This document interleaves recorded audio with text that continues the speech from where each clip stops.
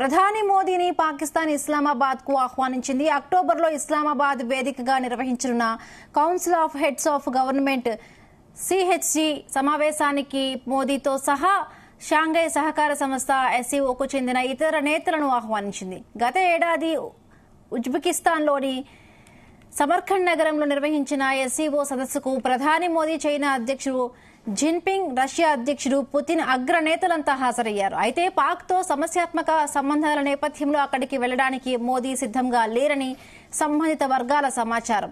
గతంలో మాదిరిగానే భారత విదేశాంగ మంత్రి జైశంకర్ ను అక్కడకు పంపే అవకాశం ఉన్నట్లుగా తెలుస్తోంది.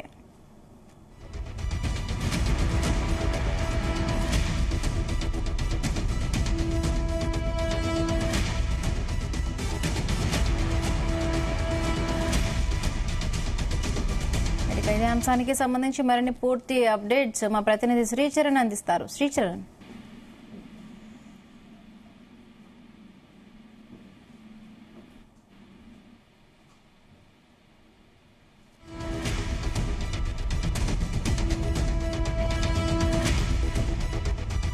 ప్రధాని మోదీని పాకిస్తాన్ ఇస్లామాబాద్ కు ఆహ్వానించింది. అక్టోబర్లో ఇస్లామాబాద్ వేదికగా నిర్వహించనున్న council of heads of government CHG సమావేశానికి మోదీతో సహా షాంఘై సహకార సంస్థ ఎస్సీఓకు చెందిన ఇతర నేతలను ఆహ్వానించింది. గత ఏడాది ఉజ్బెకిస్తాన్లోని సమర్ఖండ్ నగరంలో నిర్వహించిన ఎస్సీఓ సదస్సుకు ప్రధాని మోదీ, చైనా అధ్యక్షుడు జిన్పింగ్, రష్యా అధ్యక్షుడు పుతిన్ సహా అగ్రనేతలంతా హాజరయ్యారు. అయితే పాక్తో సమస్యాత్మక సంబంధాల నేపథ్యంలో అక్కడికి వెళ్లడానికి మోదీ సిద్ధంగా లేరని సంబంధిత వర్గాల సమాచారం. గతంలో మాదిరిగానే భారత విదేశాంగ మంత్రి జైశంకర్ ను అక్కడకు పంపే అవకాశం ఉన్నట్లుగా తెలుస్తోంది.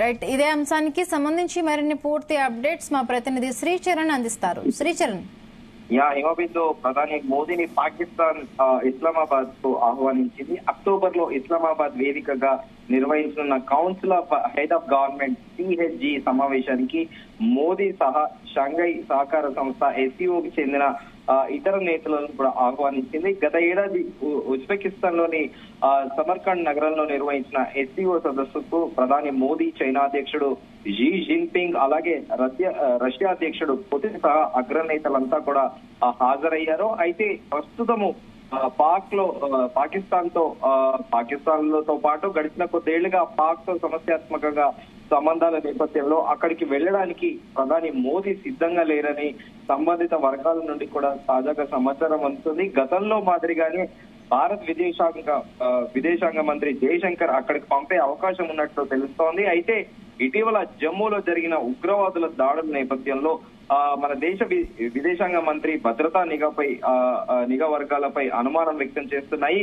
గత ఏడాది బిస్క్ లో జరిగిన సిజిహెచ్ సమావేశంలో జయశంకర్ పాల్గొన్నారు. పాకిస్తాన్ లో చివరిసారిగా 2015లో అప్పటి భారత విదేశాంగ మంత్రి సుష్మా స్వరాజ్, దివంగత నేత సుష్మా స్వరాజ్ పర్యటించారు. అయితే చైనా, రష్యా నేతృత్వంలోని సిజిహెచ్ లో భారత్, పాక్ సభ్యులుగా ఉన్నాయి. ఇది ప్రాంతీయ భద్రత, మధ్య ఆసియా దేశాలతో సహకారం వంటి అంశాలను పర్యవేక్షిస్తుంది. ప్రస్తుతము సిహెచ్జికి అధ్యక్షత వహిస్తున్న పాకిస్తాన్ అక్టోబర్ 15, 16 తేదీల్లో దేశాధినేతల శిఖరాగ్ర సదస్సుకు ఏర్పాట్లు చేస్తోంది. ఈ సమావేశంలో నాయకులు స్వయంగా పాల్గొనలేని పరిస్థితులలో వర్చువల్ విధానం ఉంటుందా లేదా అనేది ఇంకా వెల్లడించలేదు. గత నెలలో కార్గిల్ విజయ్ దివస్ కార్యక్రమంలో పాల్గొన్న ప్రధాని మోదీ పాకిస్తాన్ కు చురుకలు అంటించారు. చరిత్ర నుంచి ఆ దేశం ఎలాంటి పాఠాలు నేర్చుకోలేదని కూడా ఆయన పరోక్షంగా పాకిస్తాన్ ని ఎద్దేవా చేశారు. పరోక్ష యుద్ధాలతో ఇంకా కవ్వింపు చర్యలకు పాల్పడుతూనే ఉందని కూడా ప్రధాని వ్యాఖ్యలు చేసిన విషయం తెలిసిందే. అయితే మనకి 2020 కరోనా టైంలో కూడా, ఫస్ట్ వేవ్ కరోనా టైంలో కూడా మనం చూసాము, యావత్ ప్రపంచం అంతా కూడా భయపడిపోయింది. ఎందుకంటే ఇండియా చైనా స్టాండ్ ఆఫ్ మధ్యన అప్పుడు గాల్వాన్ లోయలో జరిగిన ఘర్షణతో పాటు ఇక్కడ మన నల్గొండ సూర్యాపేటకి చెందిన లెఫ్టినెంట్ కల్నల్ ఆయన చనిపోవడము, ఆ గాల్వాన్ లోయలో రాత్రిపూట జరిగిన దాడిలో చైనా సోల్జర్స్ వచ్చేసి ఇనుప రాడ్లతో భారత సైనికుల్ని కొట్టడము అదంతా కూడా మనం చూసాము. సో ప్రస్తుతం ఇటు పాకిస్తాన్ చైనా ద్వంద్వ వైఖరిని ప్రదర్శిస్తున్న నేపథ్యంలో పాకిస్తాన్ లో ప్రధాని మోదీ పర్యటన అనేది ఇప్పుడు ఒక క్వశ్చన్ మార్క్ గా మారింది. ఎందుకంటే అంతర్జాతీయంగా కూడా గడిచిన 10 ఏళ్లుగా ప్రధాని మోదీ వచ్చాక ఇండియన్ ఫారెన్ పాలసీ అనేది చేంజ్ అయింది అని చెప్పుకోవాలి. ఎందుకంటే యావత్ యూరోపియన్ యూనియన్ తో పాటు ఇటు అగ్రదేశాలుగా పేరొందిన సూపర్ మెసీ పవర్స్ గా పేరొందిన రష్యా, అమెరికా కూడా ఎప్పుడు కూడా ఇండియాతో స్నేహస్తం చాటాలని చూస్తున్నారు. ఎందుకంటే అమెరికా ఎప్పుడు కూడా సూపర్ మెసీ పవర్ గా తామే ఉండాలి, ఎకనామికల్ గా గానీ అమ్యునేషన్స్ లో గానీ వరల్డ్ లో మేమే నెంబర్ 1 ఉండాలి అని కోరుకుంటుంది. అట్ ది సేమ్ టైం రష్యాకి చూస్తే ఇండస్ట్రియల్ కారిడార్ వైజ్ గా చూస్తే రష్యా అమెరికా అంత ఆర్థికంగా అంత లేదు. జియోగ్రఫికల్ గా రష్యా అతిపెద్ద దేశం అమెరికా కంటే, కానీ రష్యాది అమ్యునేషన్స్ లో సూపర్ మెసీ పవర్ అంటారు. ఇటు అమెరికా ట్రేడింగ్ తో పాటు అలాగే అమ్యునేషన్స్ లో కూడా రష్యాకు ధీటుగా ఉంటుంది. ఈ రెండు అగ్రదేశాలు ఎప్పుడు కూడా తమ ఆధిపత్యం డామినెన్స్ గురించి కూడా గడిచిన 60 ఏళ్ల నుంచి కూడా ఎప్పుడు కూడా ఒక కాన్ఫ్లిక్ట్ అనేది ఉంటుంది.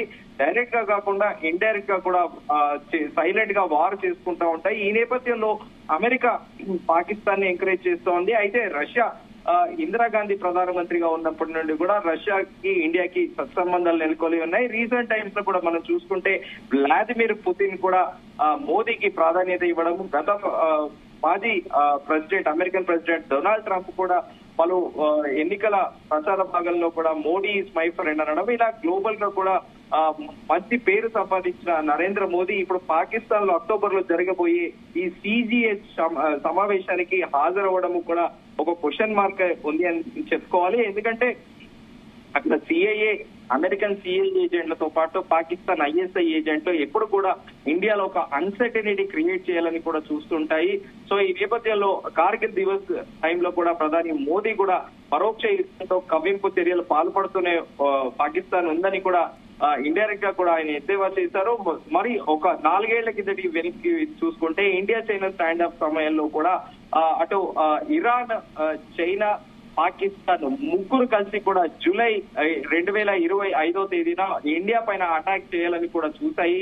ఏకకాలంలో తెల్లవారుజామున ఆ టైంలో ఇజ్రాయిల్ మొసాద్ ఏజెంట్లు చేసిన ఒక గొప్ప కార్యం వల్ల థర్డ్ వరల్డ్ వార్ అనేది ఆగిపోయిందని కూడా అంతర్జాతీయ రక్షణ నిపుణులు చెబుతుంటారు. ఆ రోజు తెల్లవారుజామున ఒక్కసారిగా ఇజ్రాయెల్ జెట్ ఫైటర్స్ వెళ్లి ఇరాన్ లోని న్యూక్లియర్ వారెంట్స్ ని పేల్చడము, అప్పట్లో అనంతరం కూడా భారత విదేశాంగ మంత్రితో పాటు అలాగే చైనా విదేశాంగ మంత్రితో కూడా వర్చువల్ గా ఒక కాన్ఫరెన్స్ జరిగింది. ఆ కాన్ఫరెన్స్ లో కూడా national security advisor Ajit Doval కూడా అదే రోజు అదే వేదిక పైన చైనా, పాకిస్తాన్, ఇరాన్ ఇండియా మీద చేయాల్సిన కుట్రను కూడా బహిర్గతం చేయడము, చైనా కూడా ఇంకా నోరెళ్లబెట్టి చూడడం కూడా సర్వత్రా కూడా అప్పట్లో చర్చనీయాంశంగా మారింది. ఈ నేపథ్యంలో ఇప్పుడు రీజనల్ కాన్ఫ్లిక్ట్ అంటే నైబర్హుడ్ కంట్రీస్ తోని పాకిస్తాన్ తో పాటు అలాగే ఇటు చైనాకి కూడా ఎప్పుడు కూడా ఇరుగు పొరుగు దేశాలతోని సత్సంబంధాలు నెలకొనకపోవడము, చైనాది ఎప్పుడు కూడా